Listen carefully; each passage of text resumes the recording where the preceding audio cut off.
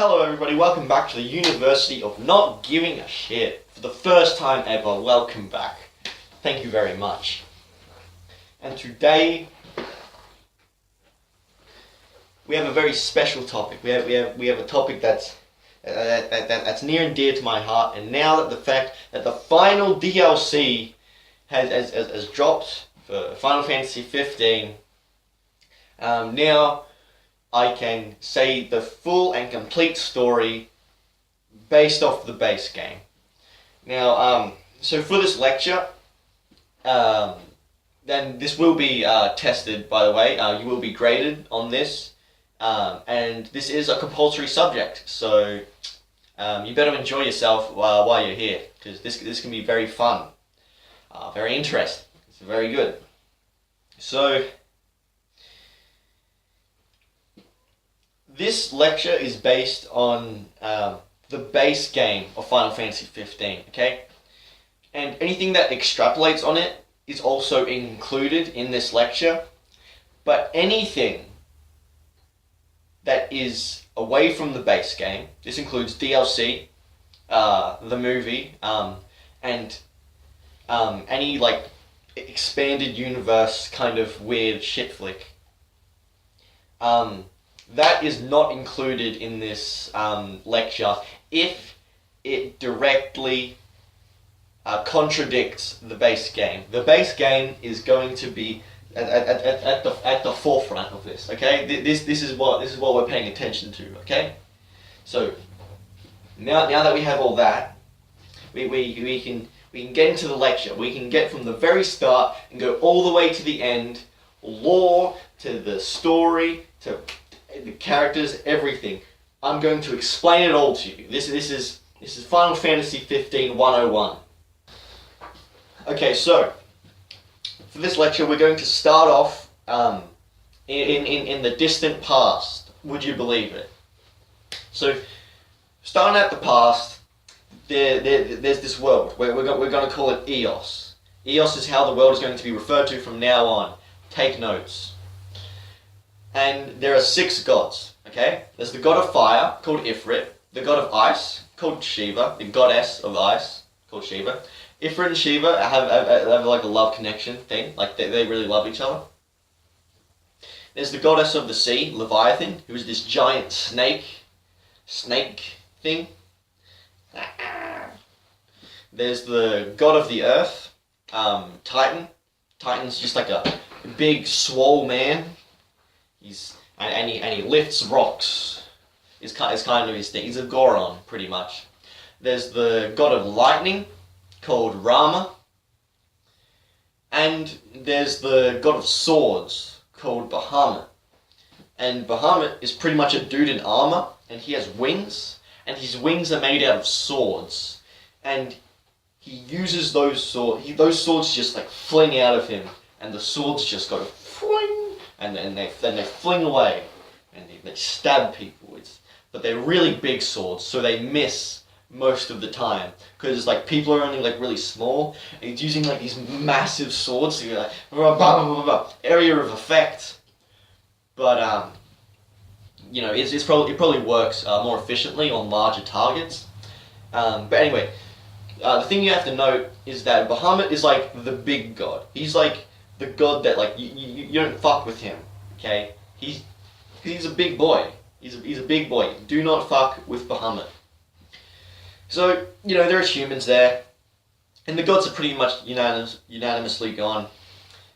And humans are fine, except for Shiva. Shiva's just kind of like humans, kind of shit. I don't really get humans.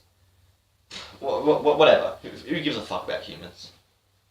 So Ifrit is also kind of an outsider going, I reckon humans could do pretty cool things. I'm gonna give them fire. So then he and gives them fire. So people are just like, whoa, fire! That's amazing. They call it the burning knowledge. So pretty much he gives mankind knowledge. So that way mankind can actually do things. They can excel. So then, eventually, they create the Solheim civilization. And this is the first civilization in Final Fantasy 15. This civilization is very technologically powerful. So powerful, in fact, that that they create like these giant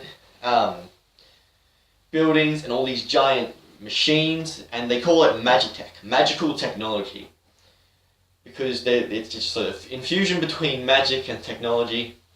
They create this brilliant civilization that pretty much is like more advanced than ours is now. And so, but for all of this, they've all been like really respectful to Ifrit. Ifrit is like the number one, like, oh, Ifrit is great. Without Ifrit, oh, we wouldn't have any of this. Let's be really thankful. Ifrit is so cool. And so then Shiva sees this and how like they really love Ifrit. And she's all like, you know what, humans aren't that bad. I actually really like humans. I can see that what Ifrit has done has created this brilliant civilization. And then one day they just kind of go, who gives a shit about Ifrit, you know? We're humans. We can like pretty much do anything. We could kill the gods if we wanted to. We're not going to, but we could. So who gives a shit about Ifrit? And Ifrit is fucking pissed. Ifrit is like, oh, those fucking humans, those motherfuckers.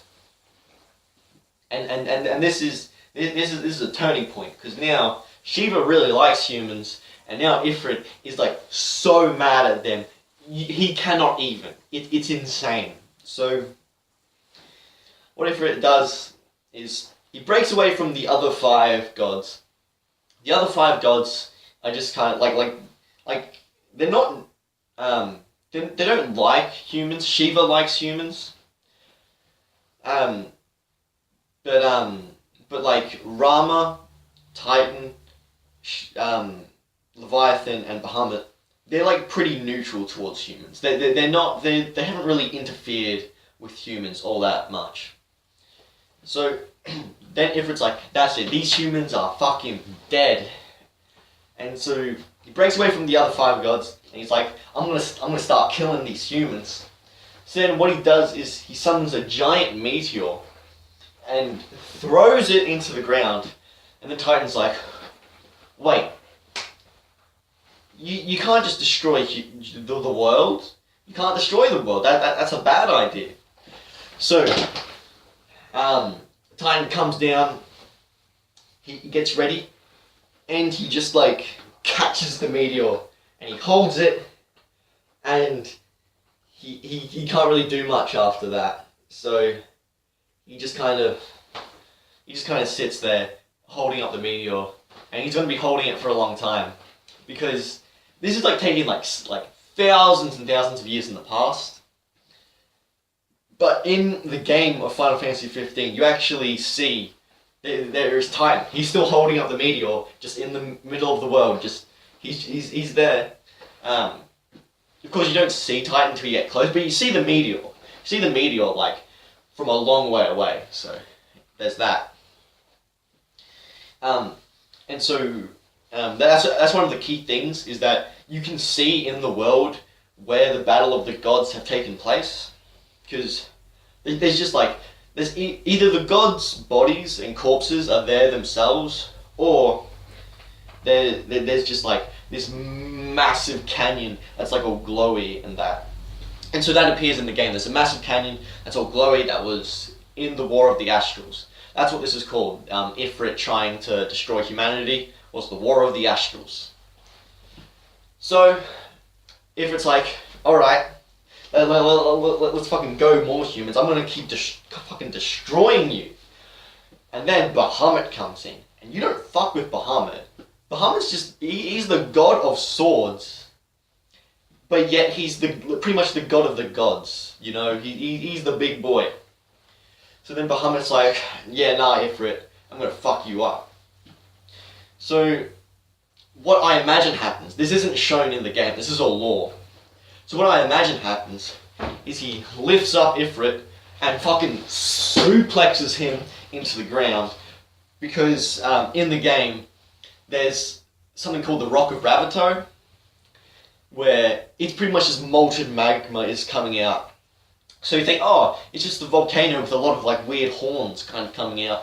But as it turns out, from a lore perspective, that's actually where Ifrit's body was just slammed into the ground by Bahamut. Which is just amazing. And it's great that like so much detail was actually put in to like the actual world. So War of the Astrals is over.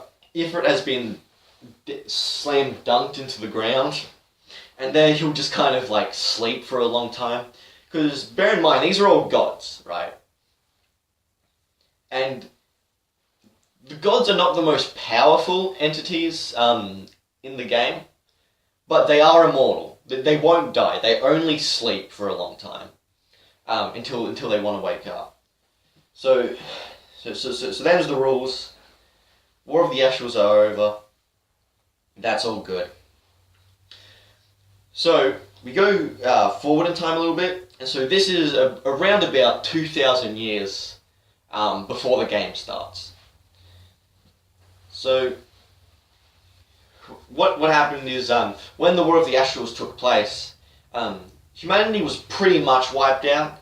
Like there were like humans remaining, and like they went off to like to go to other places, but they no longer have like the great technology that they used to. But the technology still exists. It's like in ruins and all that, but you know, it exists around the place. So Bahamut comes down, allegedly Bahamut. It could have been like really anything, but pretty much Bahamut comes down and he's like, alright lads, listen up. I've got a crystal here. Alright? And this crystal will give you magical powers, and it's going to be really fucking cool, okay? So, this is how the world's going to work. You're going to get an oracle and a king. The oracle will pretty much tell us what you guys are thinking, okay? Pretty much the gods are going to listen to the oracle whenever she has a complaint. Whenever the oracle wants the gods to wake up, they're going to wake up. And she has the power to do this. She's pretty much like a messenger to the gods. Just like, gods, the humans want you for something. Okay, the gods will pay attention to the oracle. That way, like, we don't get like shit like Ifrit, okay? We're gonna have some communication between us. And then, we're also gonna have a king, okay? And this king will have the powers of the crystal. Sorry about that, my, the camera went a little bit weird, but anyway, we're going to continue on with the lecture. So, the oracle is going to be instated. There's going to be an oracle, and then there's going to be a king.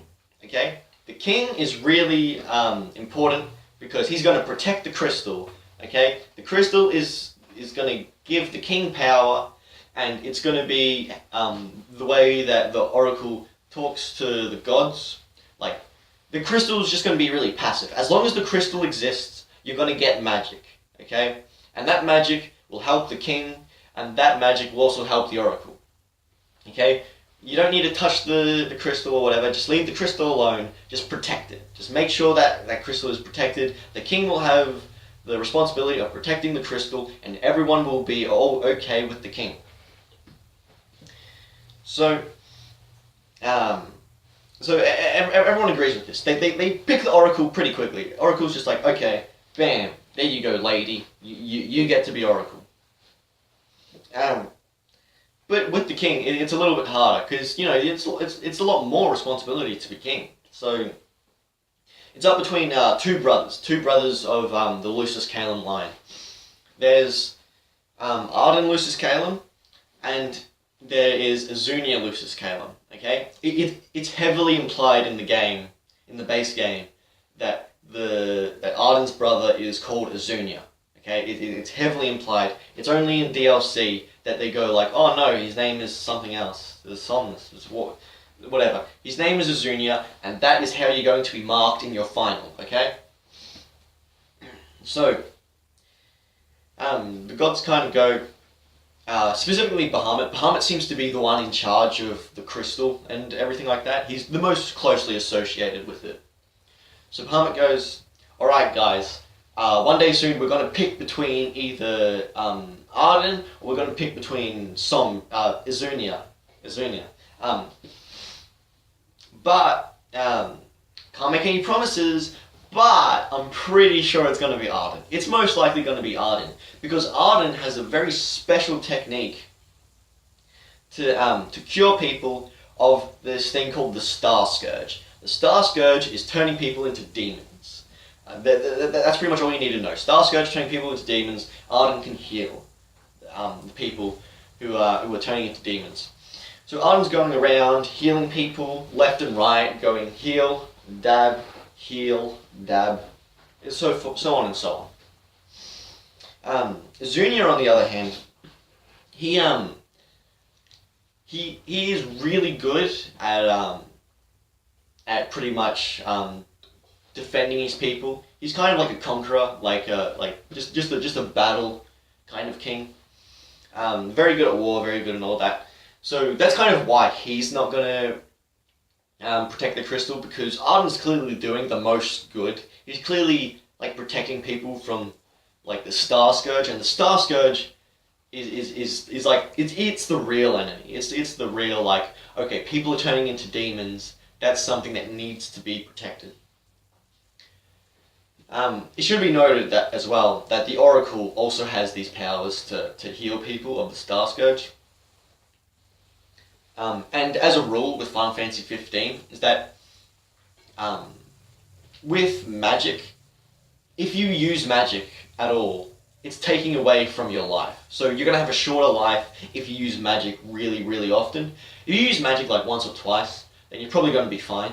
But if you use it a lot, and if you're using it every single day of your life, then your life's going to be short. It's going to be like you're going to die like real quick. And so that's part of the rules with the kings as well. If the kings use their magic, then their life is shorter. But the magic's like just so powerful that, you know, it's like, why not use it? Because like you get like so many cool powers. So just use the magic. Just use the magic. Like what's a couple years? You know, what's a couple years? And so yeah, this goes with the Oracle as well. But with Ardyn, it's unique. Instead of when he cures people, instead of it like draining away from his life, he's not actually curing people. He's absorbing the demons from them. So it's not like an Oracle where it's like we're gonna burn off all the demon parts and we're just gonna like leave you as you are. He's absorbing the demons and leaving the humans fine. So he goes around absorbing like pretty much everyone's Star Scourge. So then when the day comes when the gods are all like, okay, we're gonna pick someone to go be our great king who protects the crystal. Ardyn goes up and it's like, yeah dude, it's gonna be me. This is brilliant.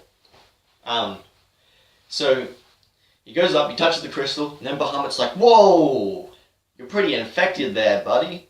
And he's like, well, what are you talking about? I don't know what you're talking about. I would know nothing about that. And he actually does know nothing. He's unaware that he's being infected by the demons that he's absorbed. So then the gods are like, no, you're not going to be king. Azunia's going to be king because it makes no sense for us to appoint someone who's like essentially not only immortal but also infected and corrupted by demons to be king. It does not make sense. So then Azunia becomes king, and then Ardyn is like fucking pissed about that. But then the gods are like, hey Azunia, Ardyn's in rough shape. You're gonna have to do something about that. You're gonna have to like kill him or something. We don't care. Just like do something to stop Ardyn from like fucking up your world, because he's gonna just spread the Star Scourge and he's gonna be corrupt like real quick. So then Azunia's like, okay, let's chuck Ardyn onto an island. There's just an island. It's called Angel Guard, but he just chucks him onto an island and just like puts a bunch of spears in him and then just like locks him up. and just locks him up and goes like, okay, good, we won't have to worry about that ever again. So now we want to jump to like not quite when the game starts, but like I think 80 years before the game. Maybe it's like more like 50 years before the game starts. Where Ardyn's been locked up for a long ass time, and he's like he's not only corrupted by the Star Scourge, but he's also just like really pissed in general, like as anyone would be, that he's just been locked up for eternity because he can't die. So he feels like not only betrayed by the gods, because the gods were like, hey dude, you're gonna be king. But he also feels betrayed by his brother, who like just fucked him around. And he pretty much hates all innocent life. He's really angry. Which of course I don't blame him for. You know, I would be angry too. However, maybe not like the innocents. You know, innocents are okay in my eyes, but the gods definitely kind of fucked him around.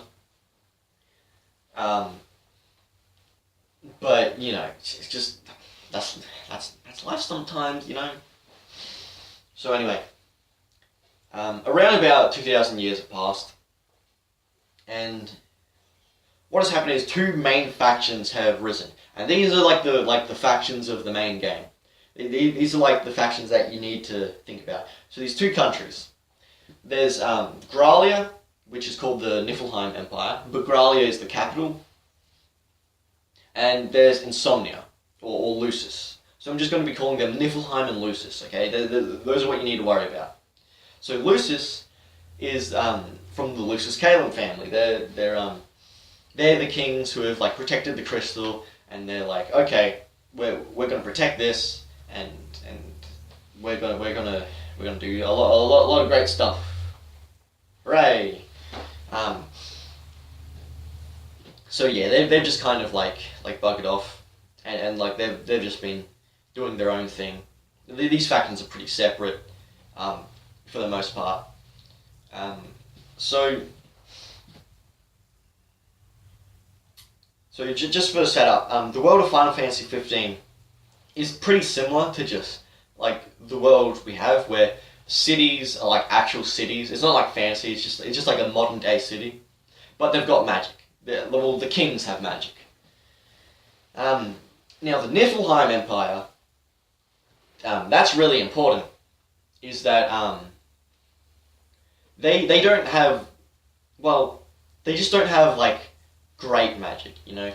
So what they've pretty much done is they've utilized the Solheim Empire's like abandoned technology, and they've kind of just utilized that to become like a military force. So you know, they're kind of using bits and bobs of the Solheim Empire, and they're just like, you know, expanding their technology, becoming a little bit of like a military kind of society, you know.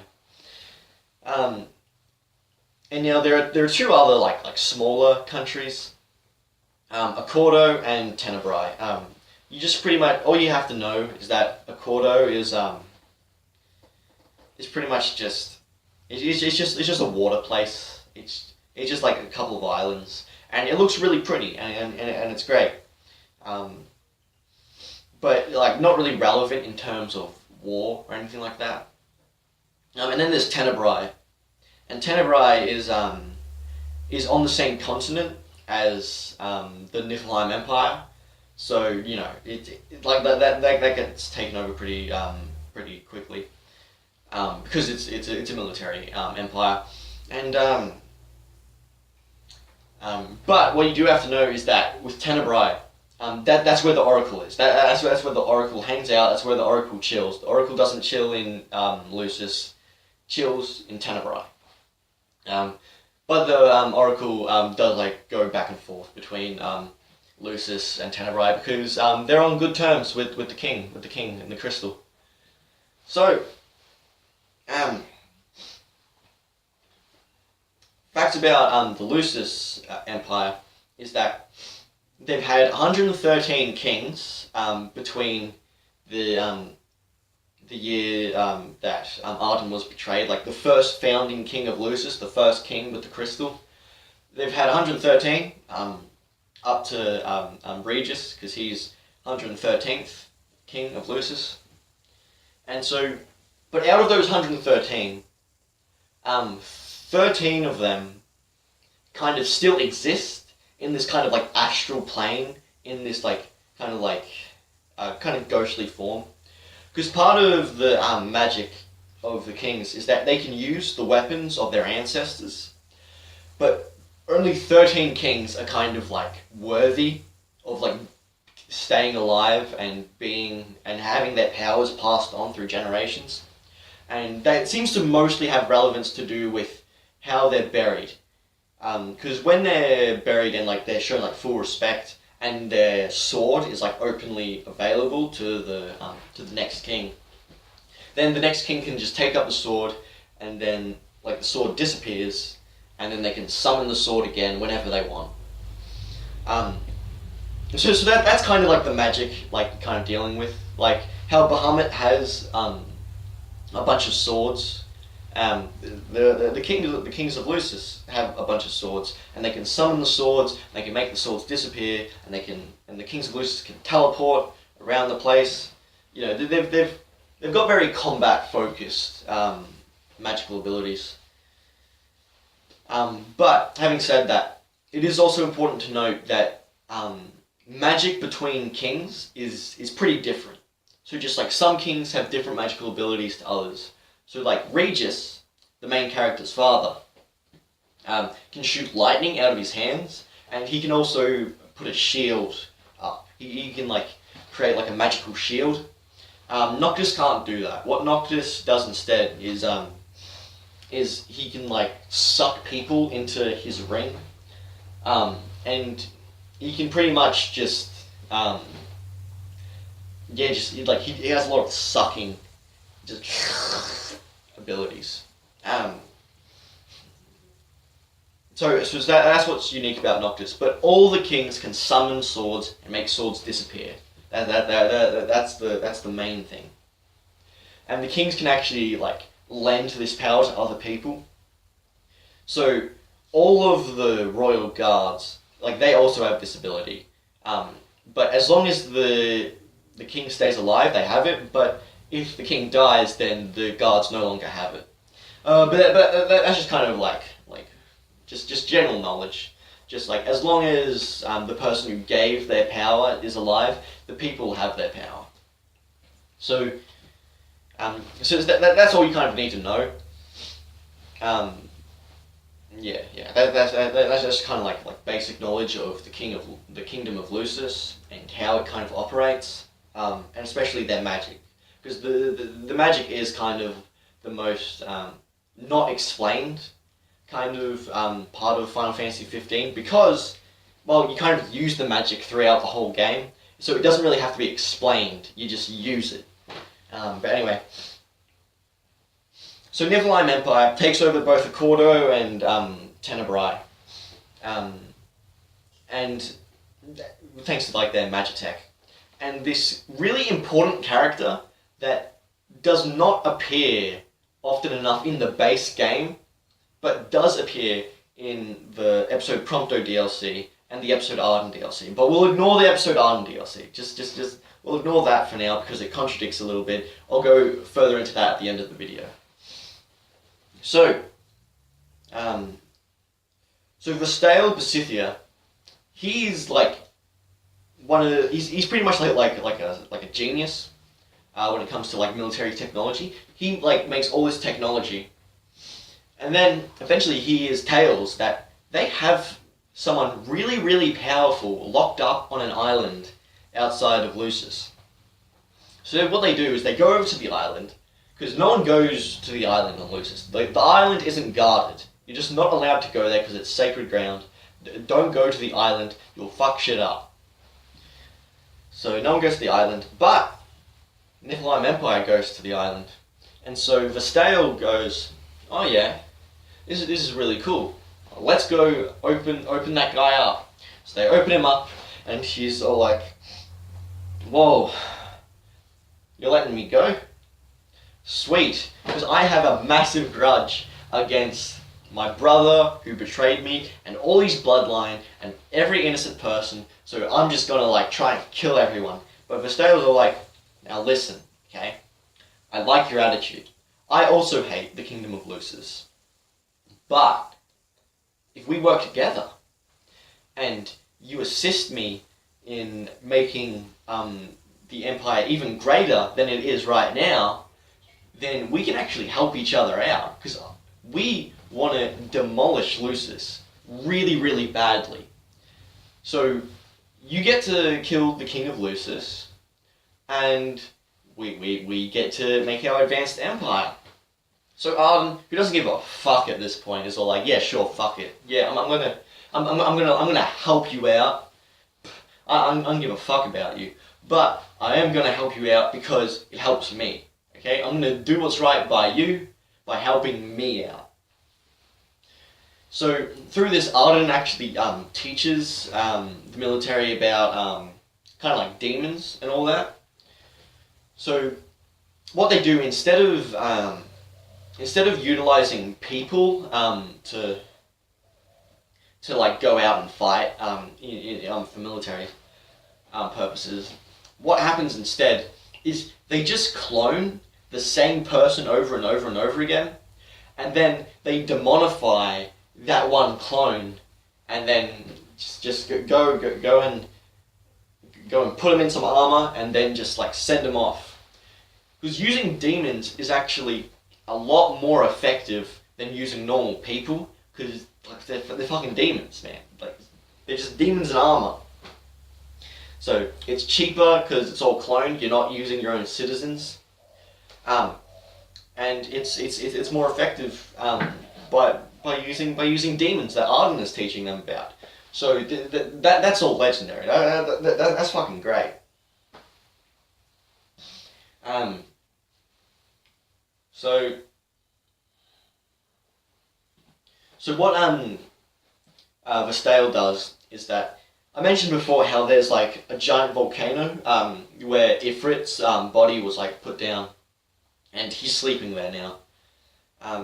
So what they did is they actually dragged his body, like it's a big body, so he's a god, right? So they drag his body, bring it all the way back to the Niflheim Empire, and they start like tinkering with it. And now,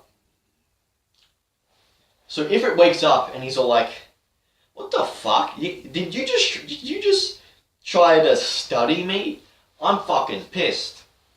But Ardyn's there, and now Ardyn, with his newfound demonic powers, infects Ifrit. So he infects a god, so that way like half of his body is like all demonified.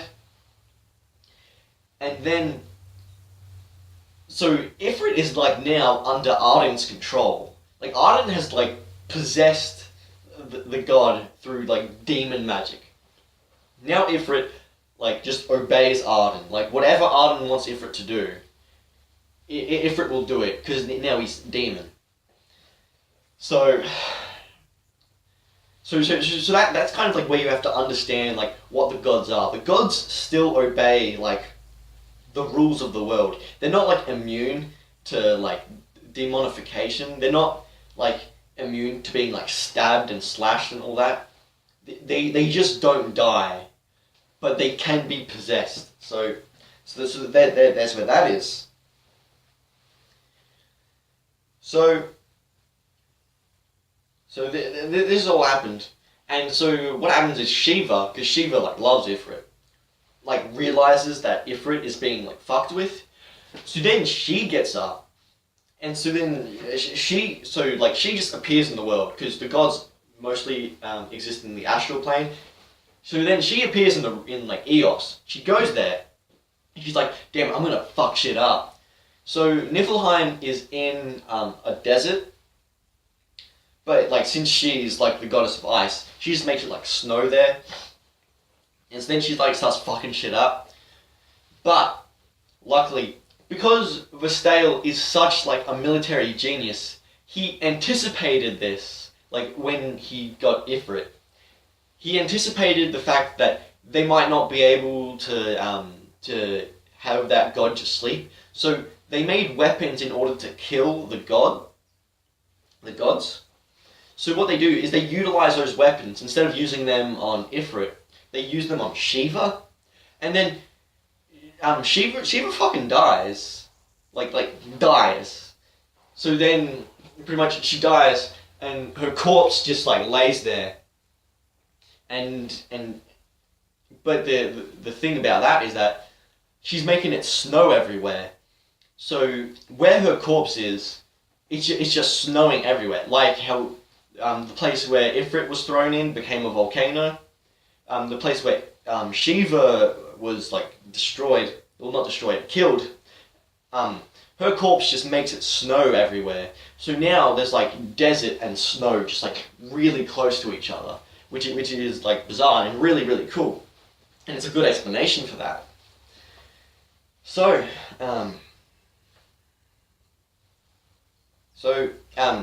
Shiva's been killed, and by that it pretty much just means like her body has just been killed. She still exists. She's still like in the astral plane, but like they now know that they can kill gods, which is it's really insane. So with everything that Ardyn's doing, he then becomes chancellor to the empire. So you have like the actual like emperor, who's Idolus Oldacap. He's not really relevant. He's just a normal emperor. He just wants what's best for his people. And Ardyn is now his chancellor. So now like Ardyn has like direct control with how the empire runs. So now we can actually get more into like where the game kind of starts. So Noctis is 6 years old. Noctis is the main guy of the game. He's the main boy. He's the good boy. So Noctis is 6 years old. And then Bahamut comes down and goes, "Hey, Regis," Noctis' dad. "Hey, Regis, I got some really good news for you. Guess what your son is? Your son is the King of Light. Hooray!" So everyone knows what the King of Light is. Everyone's all like in loose. Everyone knows what the King of Light is, because the King of Light will usher in like the best the best world ever. He's going to vanquish the darkness. There's going to be no more darkness once the King of Light is done, and it's going to be great. However, it is also like prophesized that to Regis specifically, that Noctis is going to die. Only Regis knows that Noctis is going to die, and that Noctis is the King of Light. Nobody else knows this, because if they did, they would have mentioned, "Hey Noctis, you're going to die." But anyway, so Noctis is given this at like 6 years old, and so Regis is like, he feels like really bad about this, like really shitty. But he's like, whatever, I'll just do what the gods say, because I don't know what else to do. I really love my son, but I know my son's gonna fucking die for the sake of everyone else, and I don't want him to die. But there you go. That's gonna happen. So Regis doesn't tell Noctis about this either. Regis just goes like, "No, Noctis, you're my son. You're going to be king one day, but you're not going to be a special king. You're just going to be an average king. It's going to be great." So the Niflheim Empire is taking over like every other kind of the other two places in the world, and then the Niflheim Empire then goes over to try and take over Lucis. So now this is like the main clash of the game. There's the fight between the Niflheim Empire and the Lucian kingdom. So Lucis is magically based. So they're doing pretty well against the Niflheim Empire. But however, the Niflheim Empire has a one-up, you see, because now they've stopped the Oracle from going to see the king. Now the thing is, the two main characters, Luna Freya, who is the Oracle, little 6-year-old Oracle, and Noctis, his little 6-year-old prince. They really enjoyed each other's company and all that, but then war happened, so now they're split off. Luna Freya is with the Niflheim Empire, and Noctis is with the Lucian Kingdom, because that's just how it works out. It's not by Luna Freya's will. Luna Freya wants to be with Noctis, but she also just wants to be with her family, where her family is. So that's unfortunate. They're split up. Oh well. So then now we can start getting to the actual game. Now we can get into it, lads. This has been a long introduction, but we had to do it, lads. Had to do it to them. So you can have a 10-minute break now. I'm gonna get a drink of water. I'll catch you back in a couple minutes.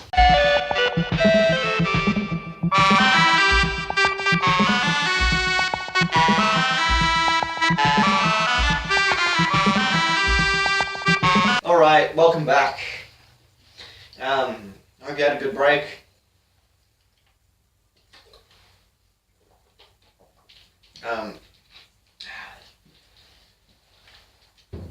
Good.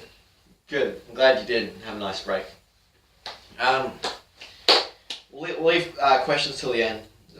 Leave the questions to the end. So now we're getting into the actual game, where the actual game starts. So hooray, we finally made it. Hooray. We did it. So, the Niflheim Empire and the Lucian Kingdom, they're battling, and the Niflheim Empire starts to win pretty bad, because what you've got to understand is Ardyn, and together with magical technology,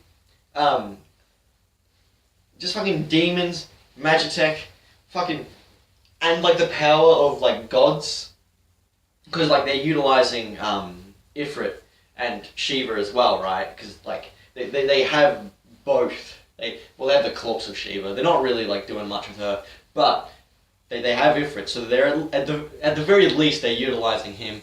But maybe they're not. Maybe Ardyn's just going, meh, we don't need to use him.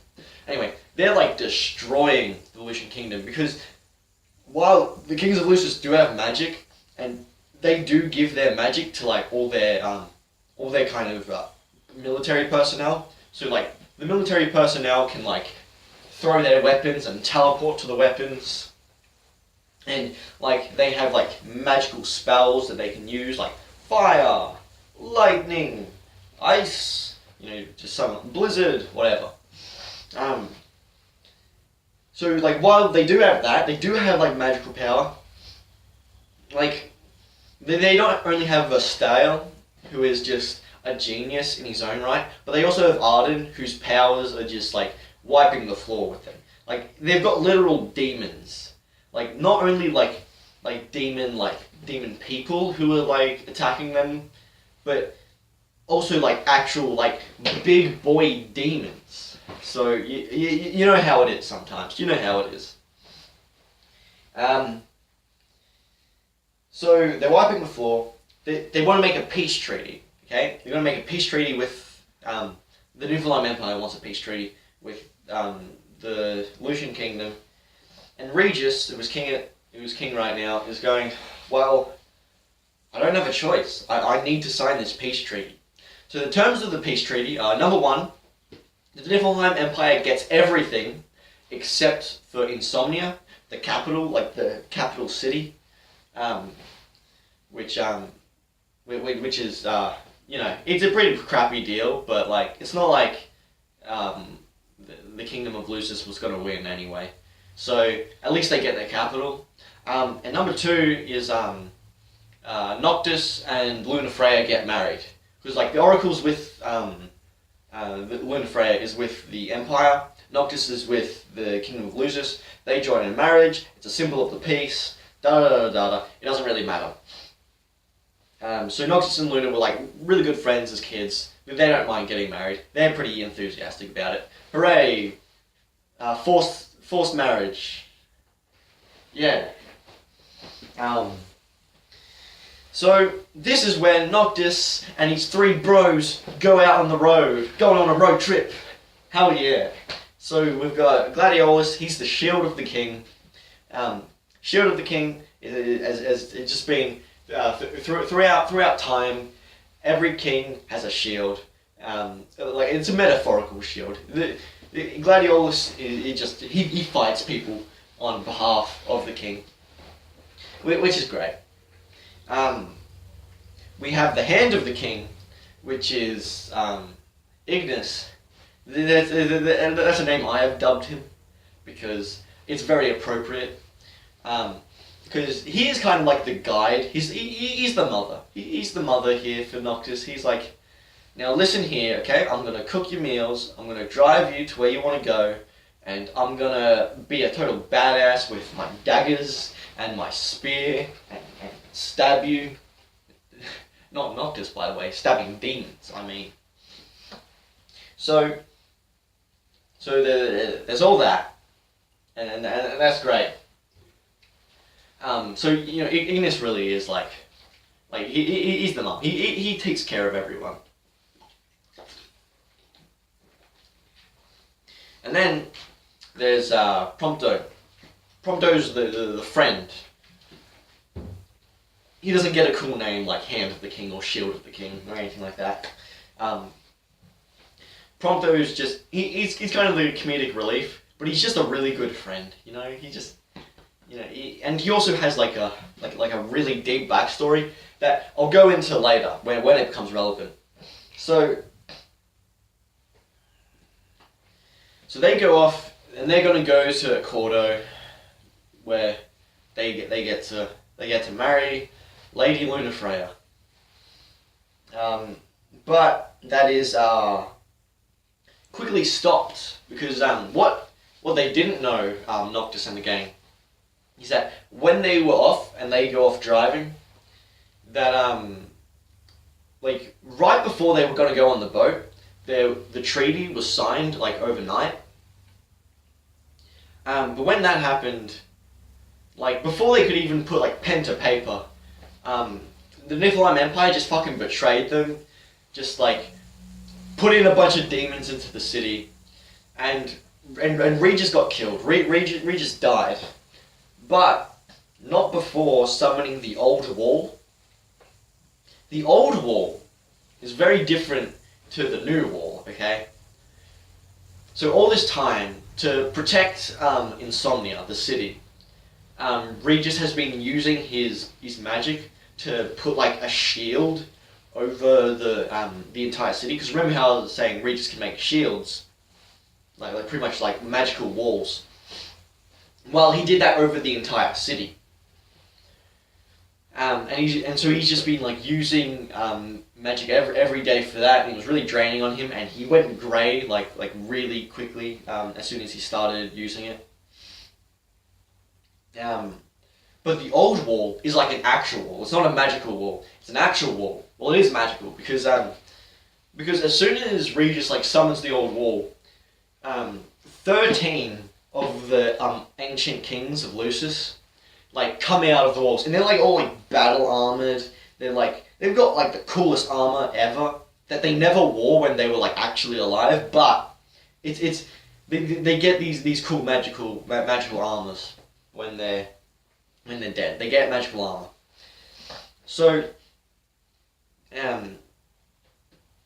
so they come out and they just like start fighting demons. But of course, they just kind of destroy the city, like when they're there. So the Niflheim Empire, of course, overpowers everything. They just demolish the city, and and even the old wall, even the old like giant statues that were like fighting the demons, they eventually died. They eventually got like blown up, because the Nephilim Empire were like really fucking prepared for this. They knew that there was going to be a lot of magical shit. So they do a good job. They take over the city of Insomnia, and now the Nephilim Empire owns the entire world. There is not a single place that the Nephilim Empire does not control. So then, Noctis and gang, they're all like, holy shit, this is unbelievable. But luckily there's this guy called Kor. His name is Kor the Immortal. And he goes like, okay, now I'm a friend of your dad's, and I'm here to tell you, okay?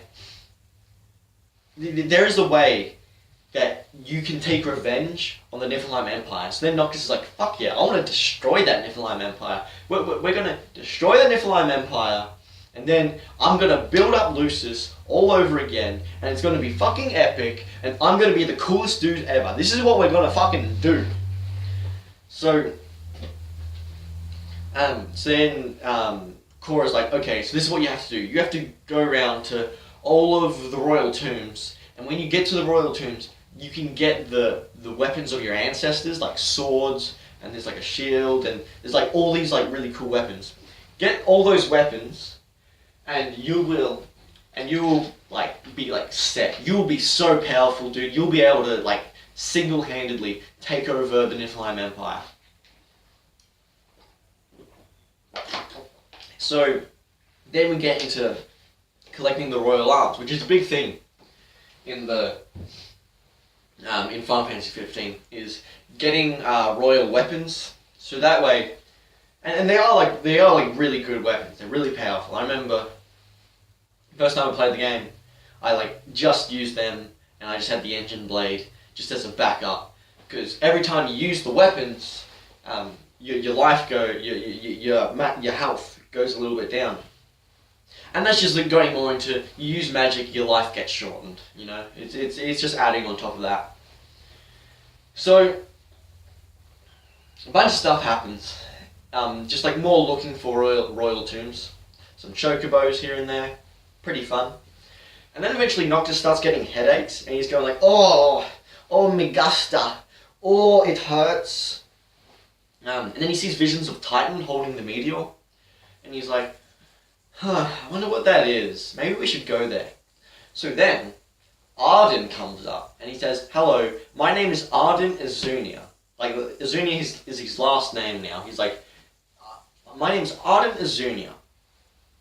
I'm here to help you. And Ignis, as soon as he mentions that his name's Ardyn Azunia, that his last name's Azunia, he's like, hang on a second, you're the Imperial Chancellor. That's bad.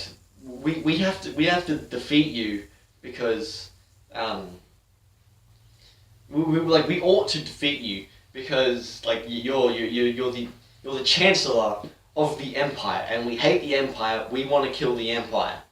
But like, of course, like they don't do that, because Ardyn comes across as like a really like hey, what's up? I'm a really cool dude. Like, he does not come across as threatening, but he does come across as very suspicious, like very much untrustworthy, but probably isn't going to kill us, because he would have done that. So Ardyn doesn't like immediately kill them. Instead, he actually helps them, because the Empire is protecting the meteor. They have a lookout, and they're like, all right, anyone who comes here, we're going to kill them, because we don't want them messing up with Titan. So then Ardyn just goes, oh, hello, it's me. Be so kind as to open up. And then Noctis and friends get to like go in, and it's like, hang on a second, that's like really weird. Why is he letting us go into talk to Titan? So in there they find like a royal arm. It's like, hooray, we found a royal arm. And then Titan's there. And Titan's like, alright, let's fight. And Noctis is like, holy shit, what the fuck is this? And as it turns out, what he wasn't prepared for was that he has to undergo a challenge from every god in order to get their mark. And once he gets their mark, he's allowed to summon them into battle, where they just destroy the competition and then peace out. So that's what they do. So then Titan has this giant meteor on his back, and he's like fighting the gang with one arm. And then, so pretty much, what happens is that eventually they get him like on like one arm where he's like that. So then they just freeze his entire arm and they break it off. And he's like, ah, and then the meteor just kind of crushes him from there. And so that's how they get the mark of Titan, which is really cool. And so as it turns out, what's been like happening with Noctis getting headaches is that Titan was trying to talk to Noctis because Luna Freya has been going around talking to the gods saying, "Hey, wake up! I need you to get to give your power to Noctis. I need you to like start the trial, okay?" So then, so that's what's been going on. So then next she wakes up Rama, the lightning god, and so then Rama's like a really passive god though. He just gives like a simple trial to Noctis, just like, okay, go wake up 3 stones. So you touch a stone, you're working it up. Touch another stone, you're working it up. Go into a cave, kill some demons, and touch a stone, and then Rama gives his mark to Noctis. So that one's a fairly simple one. That's like throwing him a bone, you know, just like fairly simple, which is really good for him.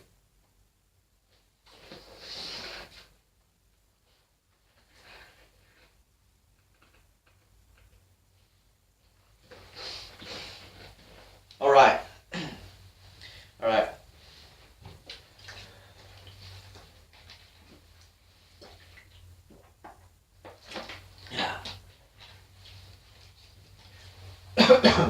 So next up, they have to cross the sea to get to Accordo, the water place, to meet with Leviathan, because Leviathan is goddess of the sea. So they have to go to Accordo in order to wake up Leviathan, and so that's where Luna Freya already is, and that's where Noctis and gang are gonna go. So they find like an old outpost that Regis used to use, Noctis' dad. So he finds so he finds an old boat, and the boat runs on mithril. So he has to go get some mithril. But however, the only place where they know to get mithril is at this like ruins from the Solheim kind of age. And guarding it is the Niflheim Empire. So then Ardyn comes in and goes like, "Oh, would you please open up? Yes, please, thank you." And then kind of like sets Noctis and Ignis and Prompto out to like get mithril, and he he lends them like a guide. So Aranea is just pretty much like a side character, just like she's just like a mercenary who works for the Empire, but then doesn't like how the Empire's using demons, so then like goes away from the Empire in the end. She's just like a side character, a really relevant side character, and like a pretty cool story that happens to her. Just her realization of like what's right in that, and is also pretty like influential to the gang in general. But yeah, anyway, so Aranea and Noctis and Prompto and Ignis go in, and they go find some mithril, and they bring it back. So while all this is going on, what has happened previously is that Gladiolus and Ravis, they had a fight. So who Ravis is it's Luna Freya's brother, and he's like one of the main military commanders in the Niflheim Empire now. And so he just hates Noctis because he knows that like Luna Freya is like willing to die for Noctis, and he knows that she probably is going to die because of Noctis. He can already see it. He's all like, no, don't deal with the Lucians, okay?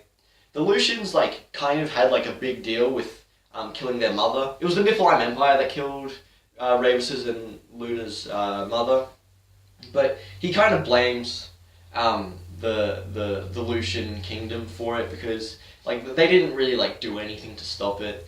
So you know it's a little bit weird, but anyhow, so Ravus is like, don't deal with Noctis and his gang because it's really bad. So anyway, Ravus and Gladiolus, Shield of the King, they have a fight. And Ravus just wipes the floor with Gladiolus. Gladiolus is like, man, I really fucking suck. But he doesn't say that to Noctis and the gang because he doesn't want to look like his pride was hurt, but he was seriously hurt. So what he does is he goes down into like this like cave place where the shield of the Founder King is. So the shield is called Gilgamesh, and so Gilgamesh is like this really like cool dude with a missing arm, and his arm is missing because Kor the Immortal took his arm, but Kor was ultimately defeated in the fight. No one's beaten Gilgamesh ever, but Gilgamesh was the shield of Azunia, the Founder King, the original king. So this is pretty much just like an old ghost. An old ghost is just here, and he's all like, anyone who can beat me is worthy of being the shield of the King of Light. So Gladiolus is like, I'm gonna go there. I'm gonna defeat this dude. So then Gladiolus goes in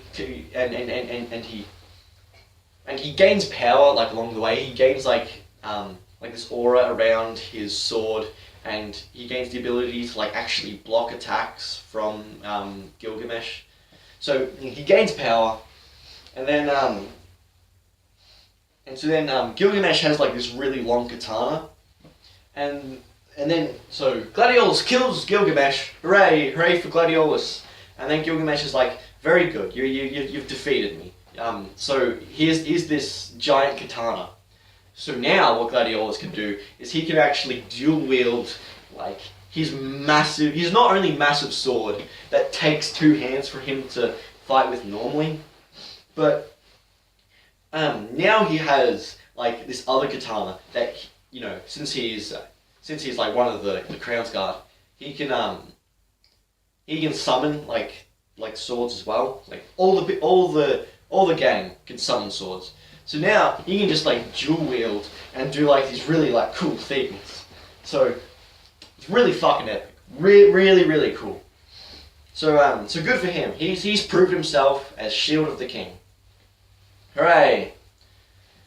So then the gang joins up together. They get on the boat. They repaired with the mithril, and they ship on out. They go on out, and they go to Accordo. So, or Altissia. Altissia is like the name of the actual place, but like the area is called Accordo. So they're at Accordo, and so while they're there, they just kind of like chill a bit and go like, I wonder where Luna Freya is. So then Luna Freya comes out, and she makes like a speech, now listen everyone, everything's gonna be fine, everything's gonna be great, as long as we all have hope. And then everything goes to shit, right? Because what Luna Freya does is she actually summons Leviathan, right? Because that's what she's doing. She's summoning the gods so that way they can give a trial to Noctis, and Noctis can gain their power. So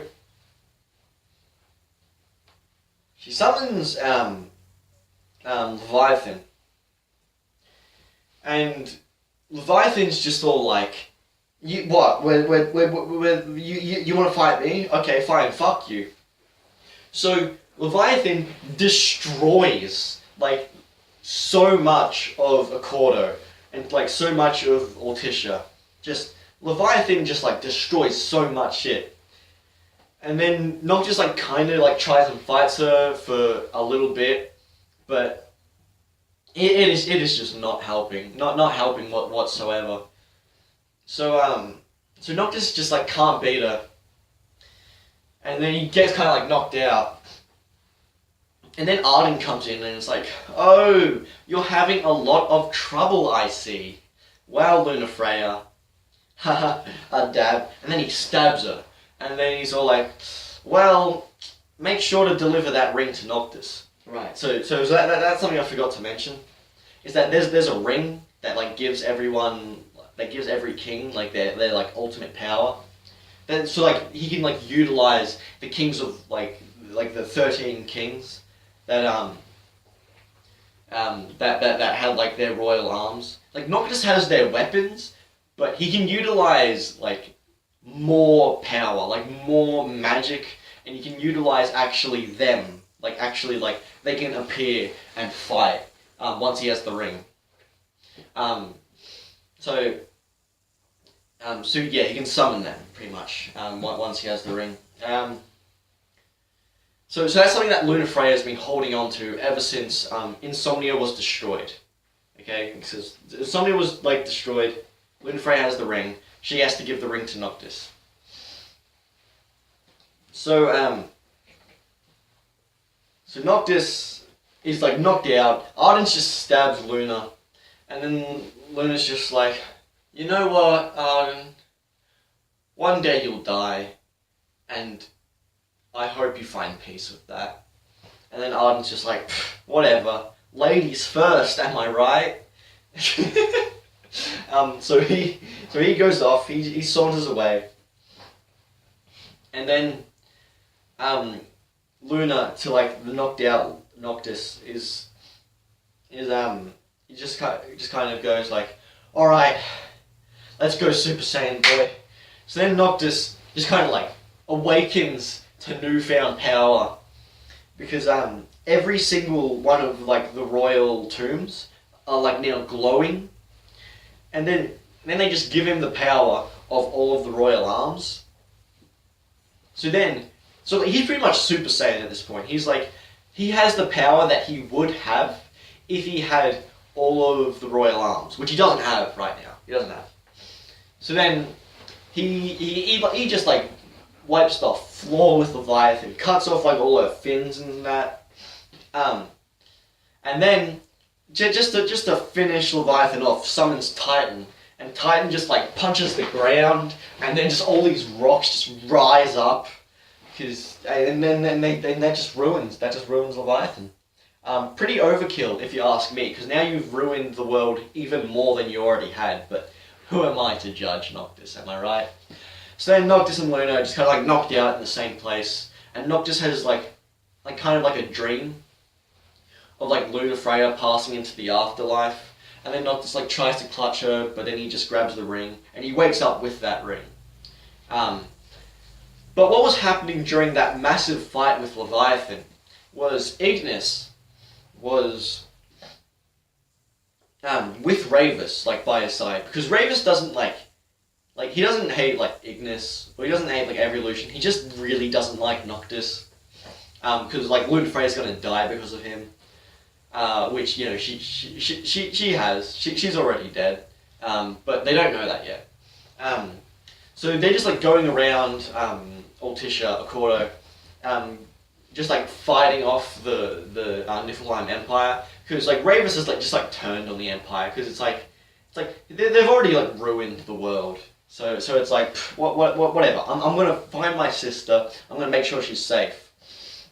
So they have some buddy time, and then they come across Noctis and Luna like all like knocked out, all like passed out, and so they look pretty peaceful together, but then Ravus just kind of goes like, I fucking hate Noctis. Because like Lunafreya is dead now. Like now it's like he knew she was gonna die because of Noctis, but like now it's like there. He's like, fuck Noctis, dude.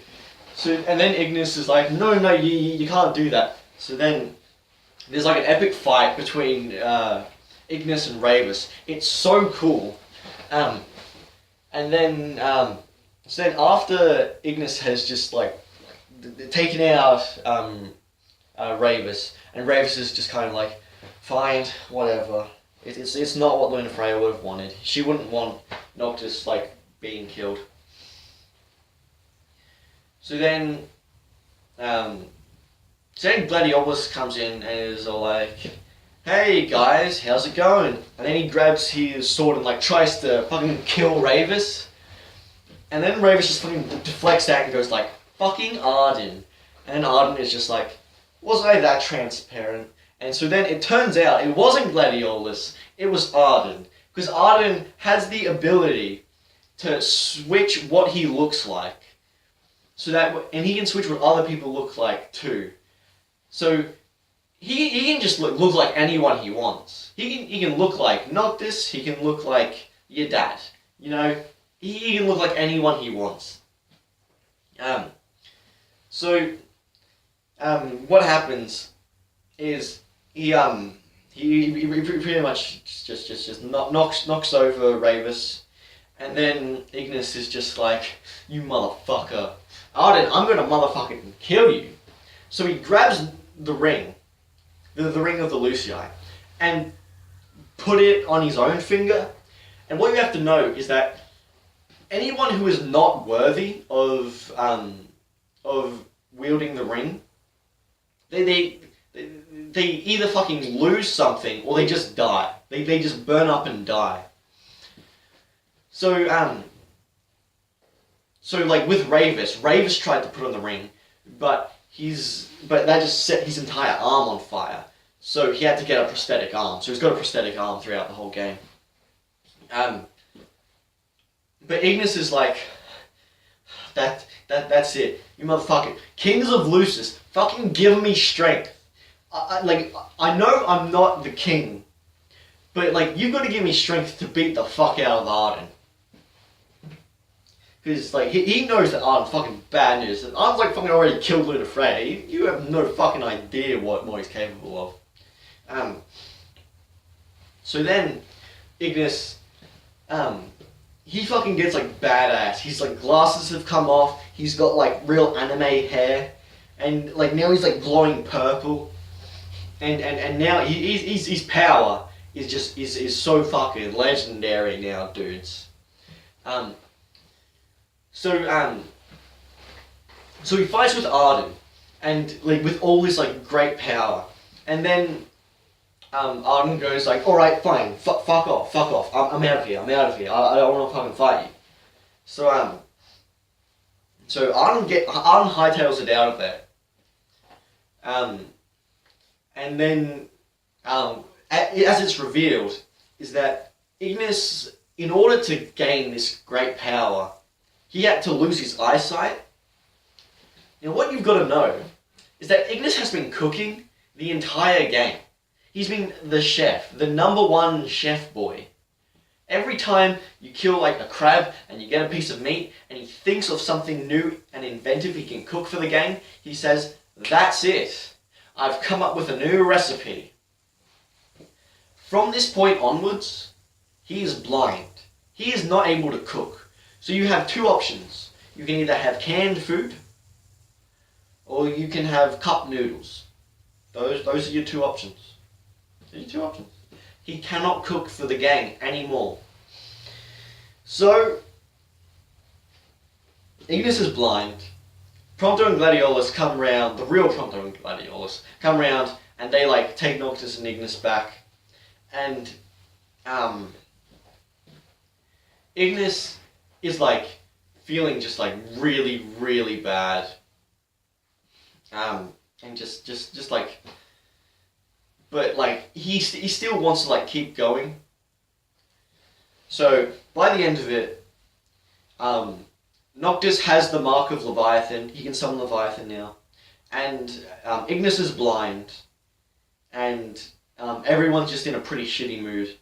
So Noctis has the ring now, but he doesn't want to put it on. He just can't bring himself to like, you know, become like the king and gain all his power and do all that, because he's just really upset. He's just really distraught over Lunafreya dying, because like that was like the whole point of him trying to get to Accordo, to Altissia, was to meet Lunafreya, but then she dies, and he only really sees her in a dream, in like the dream of her like going away into the afterlife. And so Gladiolus is fucking sick of this. He goes up to Noctis and is like, hey, can you stop being a little bitch? And then Noctis is like, hey, can you stop being a fucking dickhead? And so there's just like this tension there. No one is having a fun time at this point. So what they decide to do next is, since the Oracle is no longer around, they can't get other gods' powers.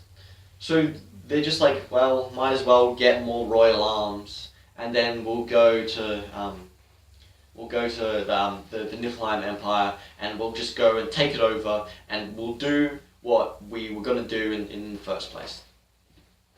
So there is one royal arm that's in Niflheim, in like the actual Niflheim Empire, because he's the only king who was actually buried overseas. But there you go.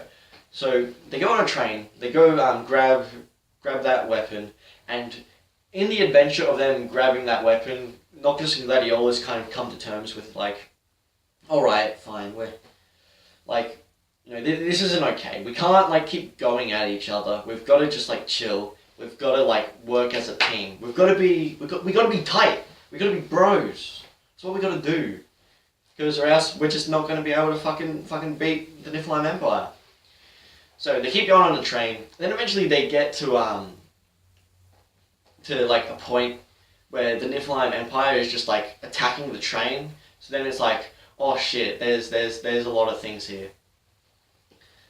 So in the kind of confusion,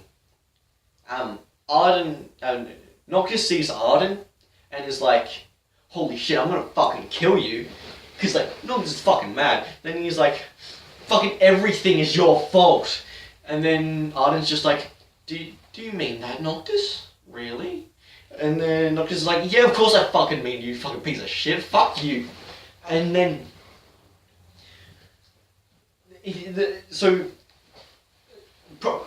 Noctis is trying to beat the shit out of Ardyn. Then Ardyn just fucking disappears. And then Prompto comes out and is like, hey Noctis, we've got to fucking help these people. It's like, yeah, okay, Prompto, let's go.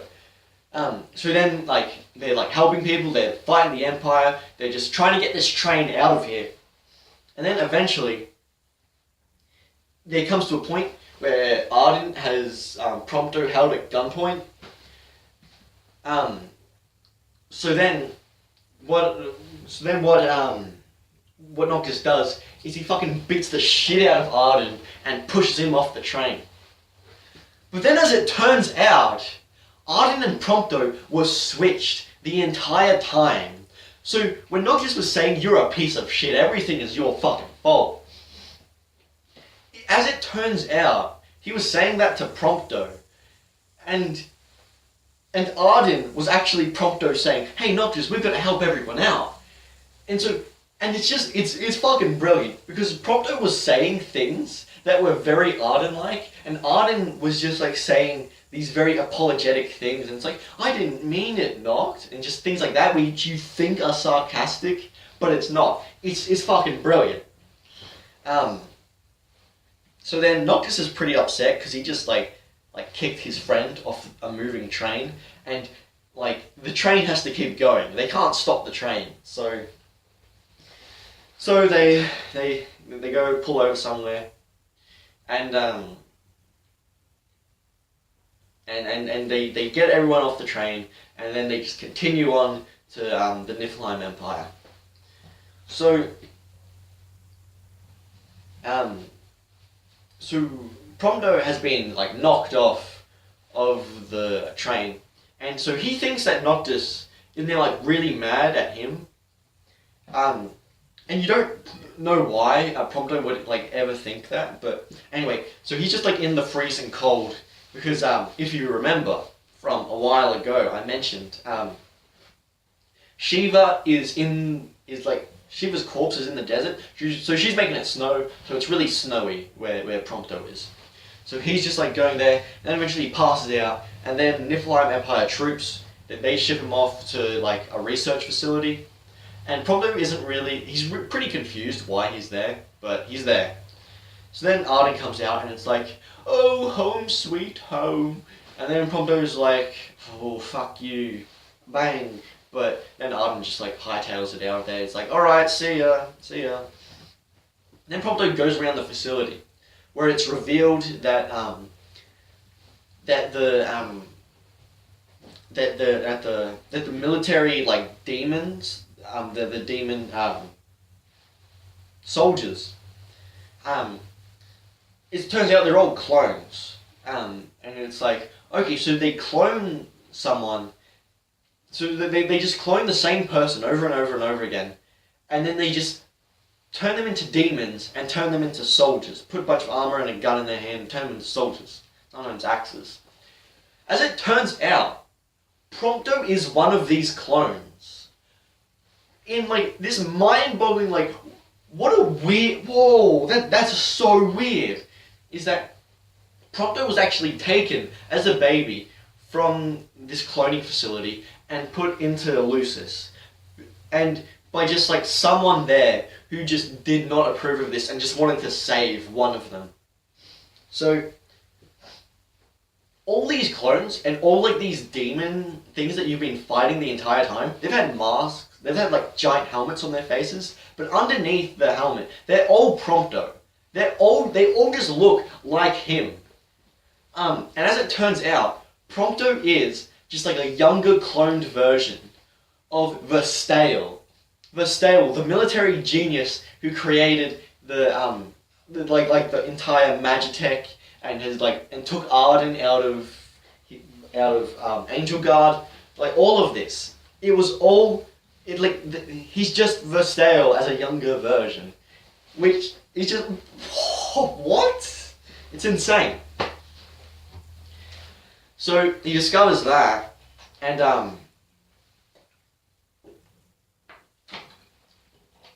actually kills Verstale, because Verstale was like turning into a demon. It's like, yeah. And so then Prompto like shoots Verstale, and so then Verstale's dead, right? And then Aranea comes in and it's like, hey, you want my help killing demons? And Prompto's like, yeah, sure, I guess. I'm pretty emotionally distraught, sure. So then he's like fighting with Aranea. They're having a fun time. They go kind of skiing. No, not a skiing. It's like a jet ski on snow ski. Whatever. It doesn't matter. They go have a grand old time destroying the research facility there, where it turns out there is actually what Verstale did is put his soul into a giant machine, like a giant machine, which is like a giant worm. It's a giant worm that's designed to kill gods. That's the point of the machine. It kills gods really effectively. So then, Prompto shoots at it for like a century, and then eventually it crumbles and dies because of its weak spot is its giant mouth. And then, so then Verstale is actually dead. His soul is like dead now. So then Prompto's like, okay, I've kind of come to terms with this. I just hope that when I tell my friends that I'm actually a clone of Verstale and I'm actually a clone of the soldiers, I hope that they still accept me. So anyway, he heads off to Gralia, the Niflheim Empire capital, and so then the other three bros are heading off to the Empire, and then but Prompto on his way there, Ardyn just captures him and puts him in jail for Prompto. Poor him. But Noctis and Gladiolus and Ignis, they drive into Gralia, and it's explosions. It's like an epic car chase. The car gets destroyed. They keep going. They're just like, holy shit. Eventually, Noctis and Gladiolus and Ignis get separated, and so what this is Prompto's Noctis is all alone, and they have a field around Gralia, which means Noctis cannot summon his weapons. So what Noctis has to do is he has to put on the ring. He has to put on the ring. And so then as soon as he does that, he's like, yeah! And then that's when he gets his powers, like sucking in demons and like making this giant explosion thing, and he gets like these really cool powers. But it's just pretty much Noctis alone, and it's done really well in the game of just Noctis being all alone, walking through things and just trying his best to survive on his own. Whereas Gladiolus and Ignis, they're just off like trying to find Noctis. They're just going around killing demons pretty much, but they can summon their weapons because Ardyn pretty much lets them. He goes, there you go, here's a gift for you. So then Ardyn pretty much leads Noctis and the gang to get together again, and then promptly goes, "Hey guys, I'm actually one of them. I'm actually I was born here, and I have a barcode on my wrist. I'm one of them guys." And then Noctis, Gladiolus, and Ignis are like, "I don't give a shit." And then they move on, and that's the story, which I really love. I really love how they just do not give a fuck about where he was born. Yeah, so like Noctis pretty much says like, you've never treated me as a king. I don't know why you care where you were born. So then Noctis starts.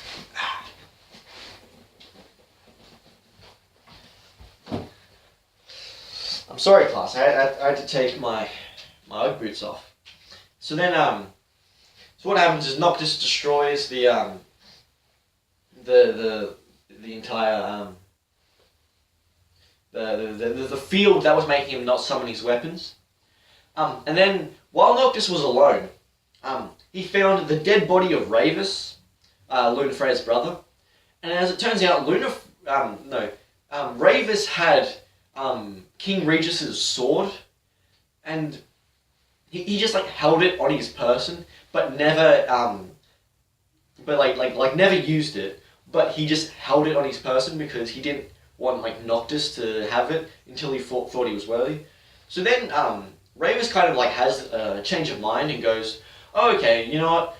Noctis is actually the true king, and I can see that he's the king of light, and I'm just going to accept this now because like my sister's already died for him, so I'm just going to do the best with what I've got." So so what happens to Ravus is that he sees Noctis and is like, "Oh, Noctis, thank God, here's your father's sword. You can take it up now and you can be the king of light." And then Noctis just like stabs him and kills him. Okay, so welcome back.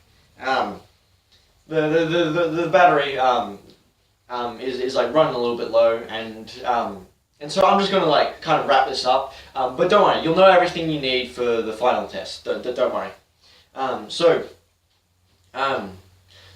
So Ardyn kills Ravus. Ravus is dead. And so Noctis comes across his body, and he finds Regus's sword, and so now he's got all 13 royal weapons. So now he has all power. He has as much power as he can get from the royal weapons. Now he's got his ring on. He's pretty much set. He's pretty much set to take over the Niflheim Empire, or destroy it. Not take over. He doesn't really care about the Niflheim Empire. He just wants the kingdom of Lucis back. So then Noctis gets to the crystal, right? And the crystal is supposedly said to be able to just destroy all the demons. The crystal itself can just burn the demons away and everything will be great. And that sounds really good, but there's no like real proof that that can happen. And because like demons just have not been an issue for the crystal, because demons just haven't been around until Ardyn came back. Well, actually, no, that's not true. There have been demons, but they've never used the crystal to deal with them. and demons aren't really a big problem before Ardyn. So Noctis goes to the crystal, and while the other three dudes, like they're just fighting demons, and there's epic fights, and before that, Ardyn resurrected Ravus as a half demon dude, and there was a fight with that. Really tough fight. So, a bunch of shit has happened, and Noctis is at the crystal. He touches the crystal, like, you better like stop demons. And then he gets sucked into the crystal, where Ardyn goes like, ho ho ho ho. Did I not mention one, you're definitely the chosen king. I see that. And two, yeah, I'm actually Ardyn Lucis Calum, not Ardyn Azunia. So there you go. You'll never guess who Azunia was. Haha. And three, see you in 10 years, because that's when I'm going to kill you. Catch ya. So then Ardyn goes off. The other three bros have caught up, and they slash at Ardyn, and they shoot Ardyn, and they try and kill Ardyn, but Ardyn's just like, yeah, catch ya, because he's immortal. So he walks off, and 10 years pass. 10 years pass when Noctis is just in the crystal. And in the crystal, he confronts Bahamut. And Bahamut goes like, you are the king of kings. And what's going to happen is you're going to die, but it'll be for the good of everyone. So, hooray! And then Noctis is like, okay, I can accept that. I've got 10 years to accept that. So then, he pretty much, for 10 years, that's just him like consolidating power and putting the power of like all the Lucii into the ring of the Lucii. So all the kings of Lucis are now in that ring. That ring is super powerful, and there you go. Noctis is back, and he's super cool. So he comes back 10 years later and is like, sup, dudes, wanna go take over Ardyn? Do you want to go kill Ardyn? So then they're like, yeah, let's go kill Ardyn. So for these 10 years, Ardyn has been destroying, well, not destroying the world, but turning everyone into demons, letting demons wreak havoc. And so Ardyn's just pretty much been waiting for Noctis. So now, the world is all just nighttime. It's all nighttime, all the time. It's never daytime. It's just nighttime. It's nighttime forever. So Ardyn tries. Noctis and the gang, they get to Insomnia, and Ardyn tries this little trick where he puts a giant shield all over the place, all over the main like capital, the main building, the main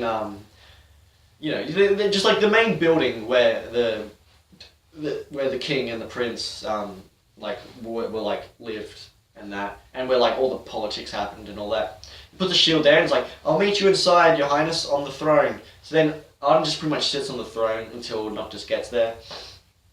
So to get rid of the shield, Noctis kind of goes like, geez man, I don't know how to get rid of the shield. And then Lunafreya comes in as a holy ghost kind of entity. And she's done this before in the game. I didn't mention it because it's not really, doesn't really warrant mentioning, because it's kind of more just like a really sad moment and realization of Noctis that he has to keep going. But anyhow, so Lunafreya's there in ghost form, and then she's all like, all right, let's go. Let's go Power Rangers. So then all the gods that you've collected up to this point, collected, I guess, they all just come there and just bash the shield open, the shield around the castle open. I call it a castle, but whatever. It's not really a castle. It's just a building. So then, eventually, Noctis and the gang, now they can go in, now they can fight Ardyn, and Ardyn's like, yeah, well, I guess you got me. Oh, wait, we've got a boss before me. And then he summons Ifrit. And Ifrit comes up in this badass chair, everything's it's all on fire and that. And so then he just kind of pushes you away. and he seems pretty chillaxed. And until eventually Noctis is like, alright guys, I've got a cool trick. And then he summons Bahamut. And Bahamut comes in with like all these fucking swords, and slams them all down, and Ifrit's like, holy shit. And he's like jumping and leaping and just dodging all the swords. And so then eventually Ifrit and Bahamut like clash their swords. And that's when Noctis just like jumps up and slams his sword into Ifrit's horns, like because Ifrit's got horns. So then Ifrit's like, holy shit. Alright, fuck you Noctis, I'm gonna kill you now. So then Ifrit like goes like full on fire. He's really fucking cool. He's like teleporting, going, and then Noctis and gang are just like trying to fight. They're fighting him, and then they get him weak. And then, very sorry, we are having a couple of issues today. Don't worry, the next lecture, hopefully it'll be smoother. But you know, we're always gonna have our start and stops. So anyway, they're taking down Ifrit's weaker, and then Noctis summons fucking Shiva, because Shiva's like, hey Noctis, you should summon me. Noctis is like, fine, fucking go. And then, so, I probably should have mentioned about Shiva before, but don't worry, you won't be asked too much on like who Gentiana is or whatever. But anyway, so Shiva comes down as like multiple Shivas, because she used to be like this giant goddess, but instead ever since she was killed, she turned to like human size, but there's just multiples of her. There's just a lot of her. So like 16 Shivas come down, and they all just kind of like swirl around, making like this giant whirlwind of like snow and ice and all that. So like Ifrit, Fireboy, he's all frozen. He's like, and then Shiva just gives him a little kiss, and then he freezes up and he disappears. And so now Noctis has the horn of Ifrit, which is pretty much like a mark of Ifrit. Now he can summon Ifrit if he wants. He never does though, so whatever. So then Noctis goes on to fight Ardyn. And Ardyn has possessed demonically 3 of Noctis's ancestors. So Noctis has to fight like 3 of his ancestors. He does it pretty easily, because like him and the gang are just like maxed out like at this point. So it's fairly easy. Just hits him with the swords, wha-bam, done, and dusted. So and then they all go like, you must go on to destroy Ardyn, please, da da da, and all that. So he goes on to Ardyn. Ardyn just like does a little magic thing, and like just knocks out the 3 bros. But Noctis is still there. So then Noctis and Ardyn, they have a clash. It's pretty epic. You know, just like swords everywhere, just like bam, bam, bam, bam, bam. Then eventually they're outside, and they're just weak. And the only thing you can do is attack. It's just, you're just too weak to do anything else. You can't roll, you can't do shit. Just you know, it's just kind of like desperation. Then eventually Noctis just like uses uses every single royal arm he has. Just uses it all, and then eventually stabs him with the one sword that Ardyn doesn't have, because Ardyn has like all the other royal arms. Ardyn does not have the sword of the father, which is Regis's sword. He doesn't have that sword, so that's how Noctis is able to stab him with that sword. The sword of the father, the sword that Noctis gets, is like actually like used like a lot, and is actually pretty significant. Like right after he gets it, and it is like the most powerful royal arm too, I think. Not in terms of damage, but in terms of percentage of health that goes away. It evens out. So Noctis has killed Ardyn, but Ardyn's not like actually dead. He's just in the astral plane. So that's when Noctis goes to like his friends who have like woken up, and Noctis is like, "All right, gang, I'll, I'll catch you on the other side, I guess. I'm gonna die. See ya. And then they're all like, yep, okay, we've been preparing for this. We'll make sure no one interferes. So, Noctis goes up to his throne. He goes, Kings of Lucis, come to me. Yeah. And it's this really epic thing. So all 13 of them, they just kind of strike. They kind of go into Noctis. They strike into him, and then like all their stuff gets absorbed into the ring. And so then they all go and stab him, and Noctis is like just getting fucking beaten up, and it's really cool.